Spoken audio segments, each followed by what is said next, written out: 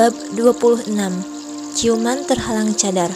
Setelah memastikan istrinya sudah hampir selesai, Yongki langsung meninggalkan semua pekerjaannya dan menuju ke universitas di mana Indria mengajar. Sepanjang jalan dia uring-uringan. Yongki bingung harus bilang apa saat mau meminta maaf. Antara gengsi dan malu bercampur aduk memenuhi pikirannya. Ditambah lagi jika Indria nanti menolak dan malah menghina balik. Sebab Yongki sadar jika Indria juga belum mencintainya. Apalagi Indria pernah curhat soal lelaki yang lebih tampan darinya dan yang paling mencintainya. Tidak lama setelah menunggu, sang istri mulai terlihat dari kejauhan dan langsung masuk ke mobil. "Assalamualaikum," sapa Indria. "Waalaikumsalam," jawab Yongki. Indria cukup kaget, sebab selama ini suaminya tidak pernah mau menjawab salamnya. "Kita langsung saja ke rumah Abah dan Umi kan? Atau mau pulang dulu?" tanya Indria. "Langsung saja, malam ini aku ada urusan penting, jadi tidak bisa menginap," jawab Yongki. Indria terdiam dan fokus menatap jalanan, sedangkan Yongki disibukkan dengan merangkai kata dalam otaknya, tetapi lidahnya keluh dan tidak bisa berkutik. Bahkan Yongki sampai berkeringat dingin saking tegangnya. "Ayo jalan mas, kenapa malah bengong?" sela Indria. Yongki tersentak. Dia pun melajukan mobilnya secara perlahan. "Kamu ganti baju ya? Sepertinya tadi pagi tidak memakai model terusan gini," tanya Yongki mencoba untuk rileks. "Wah, tumben kamu memperhatikan aku mas," ujar Indria. "Ya kan kedua mataku melihat," sela Yongki. "Ya biasanya melihat tapi tidak peduli," canda Indria. "Begitu burukkah sikapku padamu selama ini?" tanya Yongki hati-hati. "Kalau aku jawab tidak, berarti aku berbohong kan?" sela Indria santai. Yongki berasa sedang disidang, mengingat semua ucapan dan hinaannya dulu memang sangat keterlaluan. Indria terdiam. Hari ini dia datang bulan. Untung saja semua sudah dipersiapkan. Hanya saja perutnya tidak nyaman. Indria bersandar, kemudian memejamkan mata. "Kamu kenapa? Tidak enak badankah?" tanya Yongki cemas. "Tidak apa-apa, hanya sedikit lelah saja," jawab Indria malu mengakui. "Aku mau menemui klien sebentar, tidak apa-apa?" tanya Yongki. "Tidak apa-apa, acara di rumah Abah dan Umi kan masih nanti malam. Mungkin malam ini aku ingin menginap di sana saja," jawab Indria santai. Yongki ingin mencari suasana yang tenang agar bisa mengutarakan niatnya dengan baik. Akhirnya Yongki mengajak istrinya ke pantai. Agak sore begini cuacanya tidak panas dan malah sejuk. "Wah, pantai bagus sekali," ucap Indria bersemangat. "Kamu kalau mau melihat-lihat dulu tidak apa-apa, tapi jangan jauh-jauh. Kalau aku sudah selesai dengan urusanku, aku akan menyusulmu," saran Yongki. "Iya, daripada bengong di mobil, aku juga akan bosan. Aku mau membawa kamera," sela Indria. "Kamu punya kamera?" tanya Yongki. "Ya dong, ini juga hobi aku mengabadikan sesuatu yang indah," jawab Indria sambil mengambil kamera yang selalu disimpan di mobilnya. Biar lebih enak, Indria melepaskan sarung tangannya. Pada saat itu, Yongki gagal fokus. Ingin sekali dia menyentuh jemari sang istri dan sekedar mengeluskan saja. "Ya sudah, aku pergi dulu ya.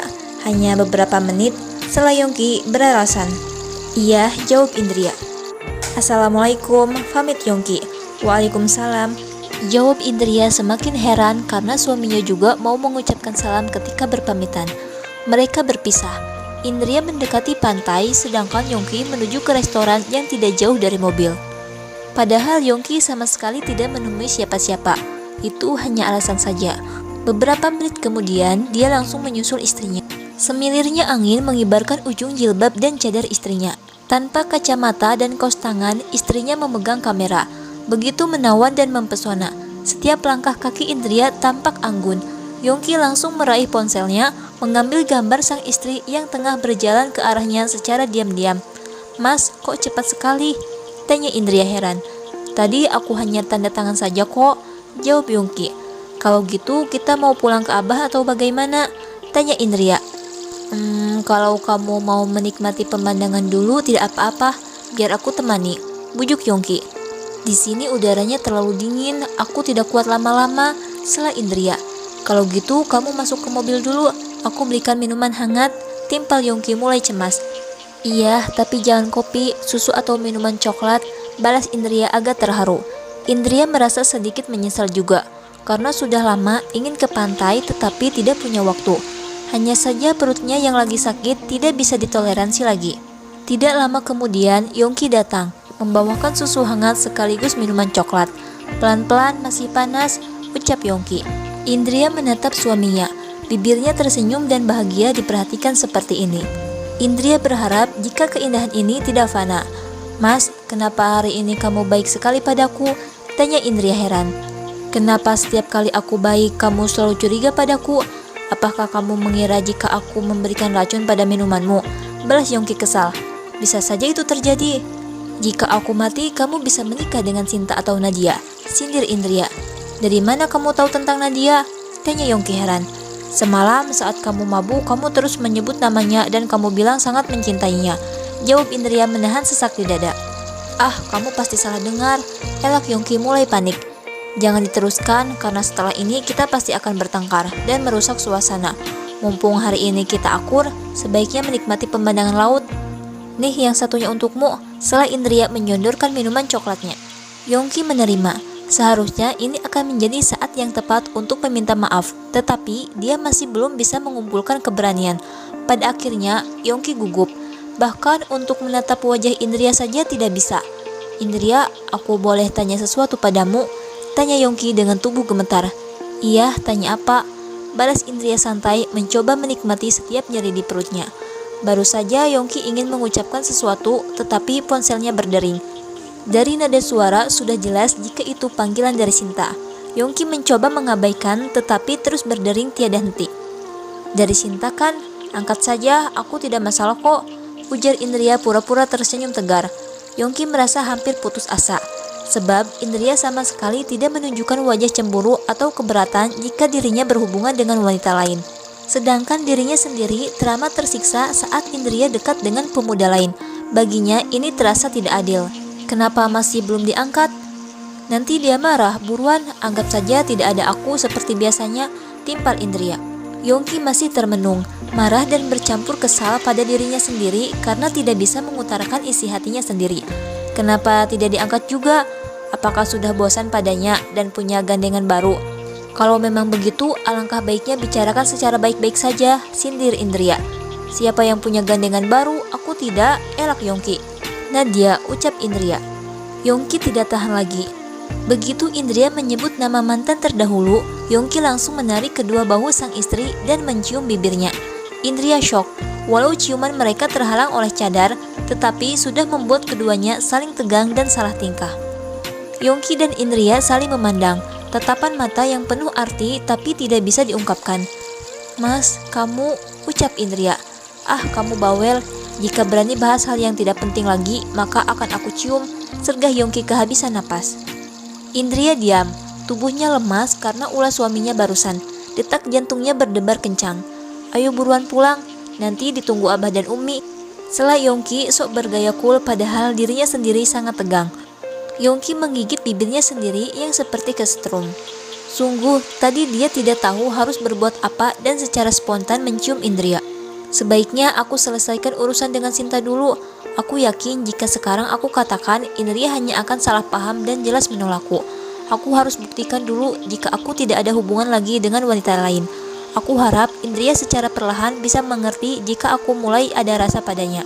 Batin Yongki fokus mulai menyetir mobilnya, sedangkan Indria dalam keresahan yang tidak berkesudahan. Kelakuan suaminya saat menciumnya tadi terus tergiang. Belum lagi pelukan hangat semalam membuat Indria semakin tidak bisa mengendalikan hatinya. "Aku tahu Mas Yongki pasti hanya iseng dan ingin mengerjaiku saja. Tetapi kenapa aku begitu tidak karuan rasanya? Apakah ini yang namanya cinta? Aku bahagia dan berharap untuk memilikimu seutuhnya. Hanya milikku seorang," batin Indria. Dalam perjalanan, keduanya saling diam dan tidak ada yang mencoba untuk mencairkan suasana. Sampai di rumah orang tua, Yongki langsung berpamitan untuk tiduran di kamar. Yongki memandang lagi foto Indria saat dia ambil secara diam-diam. Yongki tersenyum dan menjadikan foto sang istri sebagai wallpaper. "Dia sangat indah sekali," gumam Yongki. Kemudian Yongki menyentuh bibirnya sendiri. Rasa aneh yang merebak ke seluruh nadinya. Padahal ciuman tadi juga terhalang cadar, tetapi memiliki kesan yang mendalam. Padahal selama ini sudah beberapa banyak bibir wanita cantik yang pernah dia nikmati, tetapi tidak seperti saat ini. Bab 27. jurus pendekatan Mas Yongki. Indria heran, suaminya dari tadi hanya mengurung diri di kamar semenjak sampai ke rumah orang tuanya. Indria penasaran, ingin melihat apa yang tengah dilakukan Yongki, tetapi masih belum siap diri. Ah, paling-paling sedang menelpon Sinta. Tadi saja di depan aku bergaya sok tidak peduli. Namanya juga cowok playboy, aku tidak boleh heran lagi, batin Indria. Nak, kamu sudah makan belum? Kenapa kau lemah sekali? Tanya Fatimah penuh kasih. Sudah makan Umi, hanya saja sedang datang bulan jadi nyeri perut. Jawab Indria tidak begitu sungkan sebab dia yakin sebagai sesama perempuan bisa memahami. Kamu istirahat saja di kamar. Nanti biar Umi buatkan jamu ya, bujuk Fatimah. Tidak usah repot-repot Umi. Lagian malam ini ada acara, niat kemari membantu malah jadi merepotkan, tolak Indria lembut. Merepotkan apanya? Lagian untuk makanan dan lainnya Umi sudah pesan, jadi tidak perlu lagi menyiapkan apapun. Sudah, kamu istirahat saja biar Umi bikinkan jamu. Bujuk Fatimah mendorong secara perlahan sang menantu ke kamar suaminya. Umi sungguh tidak apa-apa, nanti juga akan baikan sendiri, daripada Umi malah kecapean, sela Indria. Sudah, nurut sama Umi, setelah ini tiduran saja. Acaranya juga masih nanti malam jam 7, bujuk Fatimah. Indria terpaksa masuk. Dia lalu melihat suaminya sedang senyum-senyum sendiri sambil menatap layar ponsel. Seketika Indria menjadi kesal, menyangka jika sang suami tengah berhubungan dengan selingkuhannya. Yongki, istri kamu sedang nyeri datang bulan. Kamu bantu dia oleskan minyak kayu putih di bagian pinggang dan perut, ucap Fatimah. Seketika Yongki dan Indria sama-sama memerah wajahnya. Bedanya jika Indria memakai cadar dan tidak terlihat begitu jelas. Umi ke dapur dulu membuatkan jamu ya, pamit Fatimah keluar. Indria dan Yongki sama-sama mengatur napas. Padahal AC di ruangan sudah menyala, tetapi tiba-tiba terasa panas. Jadi kamu sedang nyeri datang bulan ya? Tanya Yongki. Indria tidak mau menjawab. Tadi udah dijelaskan oleh Umi tapi masih bertanya lagi. Dan hal itu membuat Indria merasa malu. Mau aku bantu oleskan minyak? Tawar Yongki sangat gugup. Tidak perlu, aku bisa melakukannya sendiri, jawab Indria meraih minyak kayu putih di atas meja dan lari ke kamar mandi. Yongki terbengong. Setelah menikah, istrinya itu masih menutup diri. Hal itu membuat Yongki penasaran setengah mati. Indria, kamu sangat pandai sekali mengusik pikiranku dan membuat aku tidak bisa hidup tenang, batin Yongki kesal. Tidak lama kemudian Indria keluar, masih dengan pakaian rapi. Indria, kalau kamu sakit, buruan berbaring sini. Aku akan berbaik hati untuk memijatmu. Sebagai imbalan karena saat aku tidak enak badan, kamu juga merawat aku, ucap Yongki memberanikan diri, berusaha dengan nada santai seolah itu hal yang biasa. Tidak usah, jawab Indria terlihat tegang. Kamu malukah? Goda Yongki. Bukan begitu, aku takut kalau malah semakin sakit jika Mas Yongki yang memijatnya, sergah Indria tak suka dikerjai. Ayolah sini, aku tidak akan menggunakan tenaga dalam sampai merumpuhkan seluruh tulangmu kok, bujuk Yongki setengah tertawa mencoba mencairkan suasana. Indria mulai mendekat dan duduk di tepi ranjang. Yongki merasa kesal sebab sang istri masih mencoba jaga jarak. Dalam pikiran Yongki ingin menarik Indria secara paksa dalam pelukannya, kemudian membuka cadar dan mencium mesra. Tetapi tiba-tiba Umi datang. Yongki langsung tertawa sendiri dengan niat nakalnya barusan. Yongki, istrimu sakit, kenapa malah menertawakannya? Sergap Fatimah. Aku tidak menertawakan Indria, tapi menertawakan Umi yang sangat peduli pada Indria sampai mengabaikan aku, jawab Yongki beralasan. Sudah, bantu istrimu minum dan bujuk istirahat, balas Fatimah. Nah, kan jika denganku Umi sangat ketus, sindir Yongki. Kamu sebagai suami yang peka dong, masa istri kesakitan kamu malah santai-santai di kamar bermain ponsel? Jika masih berani berhubungan dengan wanita lain dan menyakiti Indria, Umi tidak akan mengakuimu sebagai anak, kata Fatimah tegas. Astaga, Umi kok jadi ikut-ikutan seperti Abah sih? Sudah sana Umi keluar saja, biar aku yang merawat Indria, balas Yongki ikutan kesal. Fatimah keluar, membuat Indria refleks mencubit pinggang suaminya. Mas, lain kali jangan begitu dengan Umi, bisik Indria penuh tekanan. Kau mencubitku, kamu kira aku akan diam saja dan tidak membalas? Jawab Yongki melotot. Silahkan, aku akan adukan pada Abah dan Umi, tantang Indria. Oh ya, kalau aku balas dengan cara lain bagaimana? Goda Yongki dengan tatapan nakal. Indria sangat tidak tahan dengan ekspresi suaminya yang menyebalkan tetapi menggairahkan itu. Haha, sudahlah, aku tidak akan menggodamu lagi. Ayo minum jamu ini, setelah itu istirahatlah. Aku akan memijat kamu secara perlahan, nanti biar lebih enak. Oh iya, aku begini bukan karena apa-apa loh ya. Jadi jangan salah paham. Aku hanya tidak mau besok kamu tidak membuat sarapan dengan alasan ini, bujuk Yongki yang masih gengsi dan menjaga nama baiknya. Kan masih ada kekasih yang cantik dan paling enak masak, kenapa tidak suruh dia saja yang membuatkannya untukmu, sergah Indria. Nanti kalau aku minta Sinta yang memasak, ada yang lapor ke polisi deh. Dengan tuduhan sudah merusak keharmonisan rumah tangga kita, sindir Yongki. Indria kesal. Ucapan terakhir suami benar-benar dengan niat mengejek. Sejak kapan hubungan mereka harmonis? Adanya selalu perang dan jarang akur. Waktu itu bukannya Mas Yongki mabuk sampai teler? Tanya Indria heran. Iya, tapi saat kamu dan Sinta ribut, teman aku merekam kalian. Coba saja aku biarkan mereka mengunggah ke sosial media, kamu akan viral lagi. Balas Yongki tertawa. Entah kenapa menggoda sang istri terasa begitu menyenangkan dan membangkitkan semangat hidupnya. Unggah yang unggah saja, yang malu juga bukan aku. Sebagai istri aku hanya sedang mempertahankan harga diri saja. Dan jika aku membiarkan Sinta membawamu pulang, sama saja aku mendorong kamu ke neraka, sergah Indria. Indria, apa kamu tidak cemburu jika aku bersama wanita lain? Tanya Yongki serius. Indria seketika terkejut. Tatapan mata suaminya benar-benar membiusnya dan membuat dia hilang konsentrasi. Aku mau minum jamu, salah Indria. Indria mulai tenang setelah meminum jamu buatan mertuanya, tidak pahit dan malah segar. Ayo berbaring biar aku bantu memijatkan, bujuk Yongki lembut. Indria patuh. Dia tidur dalam posisi membelakangi suaminya. Pasti bagian ini yang tidak nyaman ya? Tanya Yongki sambil menyentuh pinggang Indria. Kok kamu tahu? Seperti sudah terbiasa, balas Indria. Kamu ini apa-apa dicurigai. Aku tahu karena sering melihat Abah memijat Umi. Itu pun tidak boleh keras dan hanya dilus saja, jawab Yongki. Indria pasrah. Walau sebenarnya malu, tetapi dia juga merasa nyaman. Entah kenapa sentuhan lembut suaminya benar-benar ajaib mengurangi rasa nyeri. Tanpa terasa, Indria secara perlahan mulai tidur. Yongki tersenyum saat tahu istrinya tertidur nyenyak.